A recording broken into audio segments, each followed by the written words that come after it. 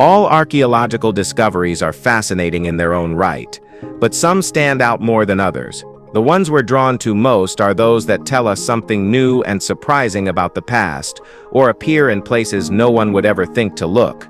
If that's your kind of discovery too, then you're going to enjoy this video because today we're going to explore 15 such finds that will blow your tiny mind, and believe me, once you see them you won't be able to look away.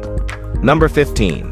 The Horsabad Lamasu. First, just look at it. It's just super terrifying, isn't it? The Horsabad Lamasu isn't art. It's a monster built to guard kings, technically called a Lamasu, also known as a Shidu, a Lad Lamu or genie. It's a hybrid beast. The winged body of a bull or lion, the face of a grown man, and the divine crown of a god. These things stood up to 20 feet tall, weighed as much as 50 tons, and were carved from a single slab of limestone, gypsum, alabaster, or breccia.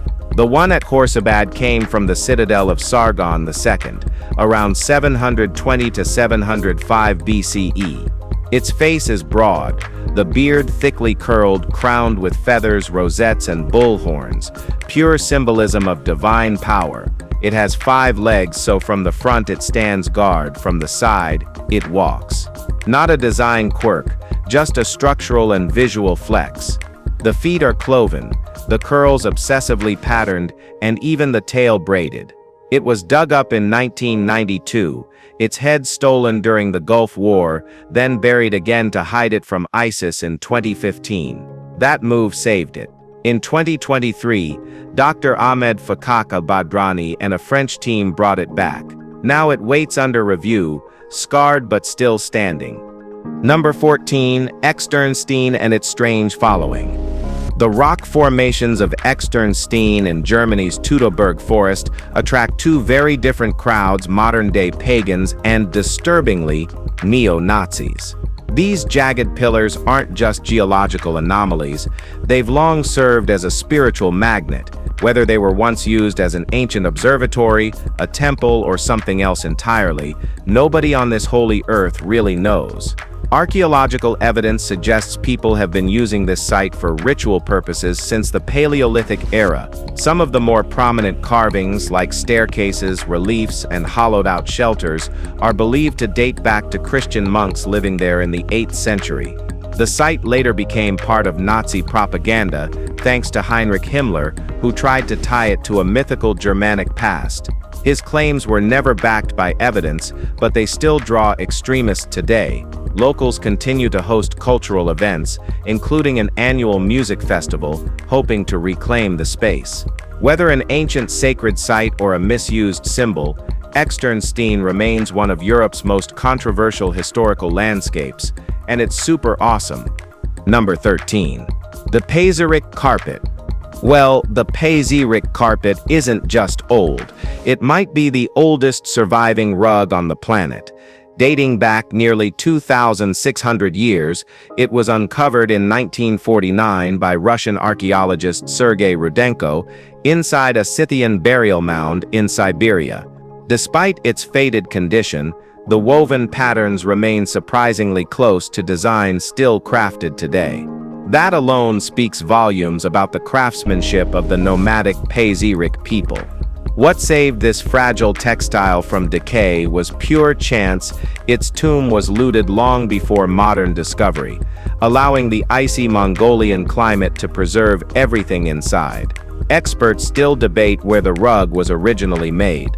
The burial site sat along a busy ancient trade route that once connected parts of China and Central Asia, so its true origin could lie anywhere across that vast network. Even with centuries of wear, the Pazyryk carpet still tells a quiet story, one of trade, travel, and textile mastery that predates most of what we consider civilization. And let's be real, how much do we really know about our history? Number 12. The Stone UFO. In 2018, a guy named Jia Changjun came across something weird on a mountain in Jiangyang, Hubei province. A 6-ton stone structure that looks uncannily like a UFO. Half buried at first, the oval monolith revealed itself to be composed of 3 distinct layers, all connected by a cluster of stone pillars underneath. Jia bought the object from the local forest authorities and transported it back home using a crane. He's since turned down offers as high as 100,000 yuan from curious buyers. The best thing? No one knows exactly what it is. Local archaeologist Wang Qingsheng suggested it might have been part of an ancient altar if it's not a naturally formed oddity. But so far, there's no hard conclusion. Its shape, texture, and layout don't match the surrounding landscape, and nothing similar has been found nearby. Whether it's a lost ritual site or just a freak geological formation, one thing's clear: this stone object doesn't belong to the average mountain. And nobody has a solid explanation for how it got there, or why it looks the way it does. Number 11. The Battersea Shield. Now, thousands of ancient Celtic artifacts have surfaced across the UK, but few can match the visual power of the Battersea Shield. Around 2,100 years old, it's hailed as one of the most iconic pieces of Celtic art ever found. It's made of wood, overlaid with a decorated sheet of bronze in the Latin style. Tourists at the Museum of London might think they've seen it, but the one on display there is just a replica. The real shield sits protected inside the British Museum. It was pulled from the River Thames in 1857 during dredging work ahead of the Chelsea Bridge construction. Alongside it, archaeologists found weapons and Roman Celtic skeletons, which led some historians to believe it marked the very spot Julius Caesar crossed the Thames during his invasion of Britain in 54 BCE. Oddly, the shield was never used in battle. It's far too delicate. It has no marks of warfare, leaving its true purpose unknown to this day. Number 10. Carving at Tossal de La Cala. At a Roman fort above Spain's Benidorm coastline, archaeologists uncovered a super strange limestone carving that stumped even seasoned experts. The 2,000-year-old image shows a human face, a cornucopia, and a phallus, 3 elements rich with Roman symbolism. Measuring roughly 22 by 16 centimeters, it was carved into rock within the fort known as Tossal de La Cala, built around 77 BCE during the Sertorian War by General Quintus Sertorius. While the carving's upper section is damaged, the rest suggests a layered meaning. The phallus wasn't graffiti, it was a Roman symbol of luck and protection, especially against evil spirits and envy. The cornucopia, or horn of plenty, symbolized abundance. Some believe the carving may have had religious or ritual use. Others think it may represent a deity or local protector. Roman soldiers stationed along the coast often left behind images blending military power, fertility, and divine protection. And this one, whatever its original intent, fits that ancient logic perfectly. Number 9. Conch shell horn. Inside the Marsulis cave near the Pyrenees, a seashell sat for decades, mislabeled and misunderstood. First found in 1931, it was believed to be a ceremonial vessel. In reality, it was something much more unusual, a conch shell horn made 18,000 years ago. Not until 2016 did experts realize the shell had been deliberately shaped to produce sound. Repairs to its tip, added holes, and traces of red pigment hinted at both use and ritual value. It wasn't until 2021 that a team gave it voice again. Trumpeter Jean-Michel Court managed to produce 3 clear notes from it: soft, low, and haunting. Scientists believe its tones were likely used in cave ceremonies or to communicate across short distances. Played inside a cave, the sound would echo and expand, creating an almost otherworldly atmosphere. It's the oldest known conch instrument ever recorded, and after 18,000 years, it still holds air, still resonates, and still speaks. The person who first shaped it might not have known it'd last this long, but it did. Number 8. Pompeii ceremonial chariot. Not far from the ancient walls of Pompeii, at a villa just beyond the city's boundary, a chariot sat untouched beneath the rubble for nearly 2,000 years. It wasn't the kind dragged through dirt roads or markets. This was ceremonial, built for spectacle, not labor. The iron wheels are still intact, and the carvings of satyrs, nymphs, and cupids on its panels survived the volcanic eruption that buried the city in 79 AD. It even has armrests and a backrest, suggesting it was designed for comfort during parades or formal events. Unlike previous chariot finds in the area, this one is complete, preserved by the ash and rock that collapsed around it. Archaeologists believe it might have been used during weddings or religious processions. The fact that it remained standing while the building around it crumbled says everything about the precision of its construction. Even in death, it held its shape. A rare frozen artifact from a city silenced mid-breath. Number 7. Neolithic shipwreck near Capri. Divers near Capri's Grotta Azzurra uncovered obsidian cores from what appears to be a Neolithic shipwreck, an incredibly rare find in this part of Italy. The area, once used as a Roman emperor's private bath, now offers insight into a much older chapter of Mediterranean history. Obsidian, prized in prehistoric times for its sharpness and rarity, wasn't easy to find in this region, which makes its presence especially intriguing.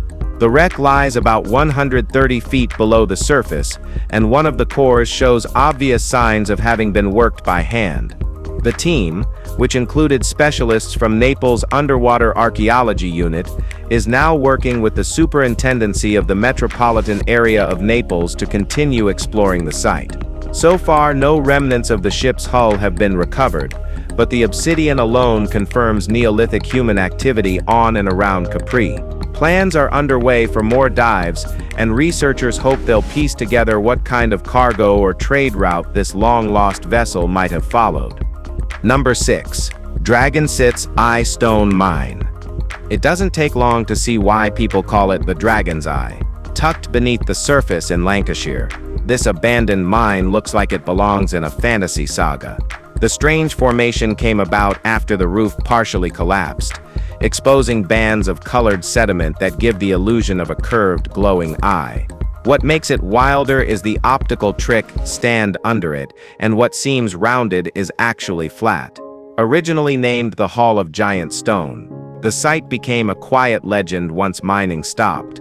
Officially, visitors aren't allowed inside, but that hasn't stopped curious explorers from sneaking in to see it with their own eyes.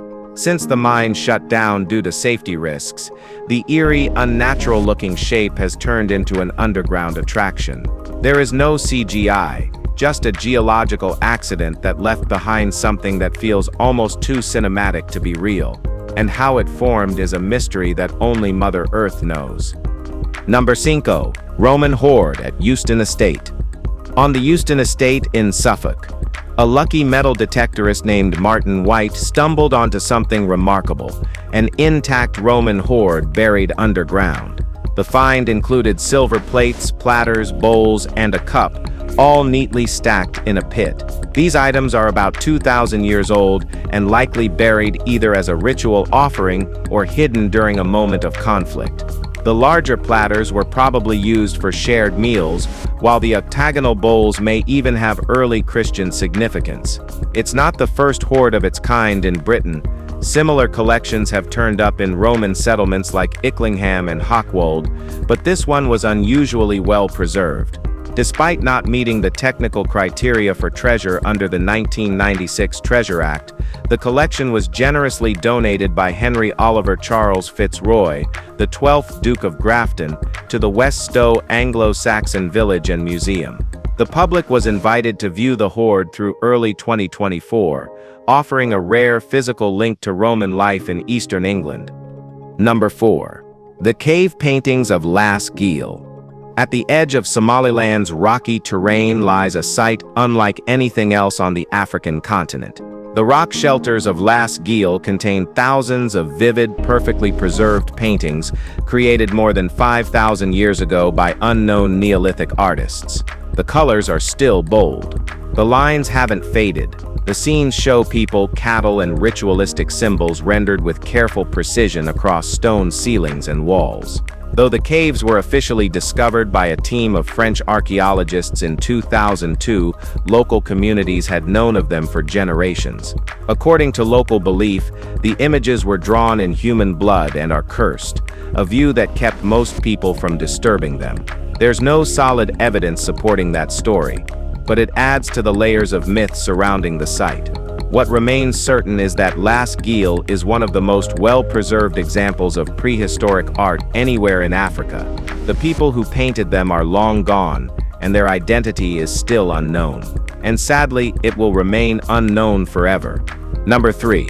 The Colossal Heads of the Olmec. In the heart of Mesoamerica, long before the Aztecs or Maya, the Olmec left behind something unforgettable: giant stone heads, each carved from a single basalt boulder. Some stand over 10 feet tall, weighing several tons. The features carved into them, thick lips, flat noses, and round faces, are believed to be portraits of rulers, immortalizing the power and identity of early Olmec elites. What makes these sculptures even more impressive is how far the raw stone was transported, up to 90 miles from the Sierra de los Tuxtlas Mountains in Veracruz. 17 heads have been confirmed, mostly found in sites like San Lorenzo and La Venta, where they were positioned deliberately, sometimes in rows. The headdresses on the heads may have signified military rank or ceremonial status. Though first brought to public attention in the 19th century, the full significance of these heads is still debated. What's certain is they required massive planning, labor, and social organization, proof of a civilization far more complex than early archaeologists once assumed. So what do you think about them? Well, let us know. Number 2. The Tartaria tablets. In 1961, during a dig at a Neolithic site in Romania, archaeologist Nicolae Vlasa uncovered 3 small clay tablets that have baffled researchers ever since.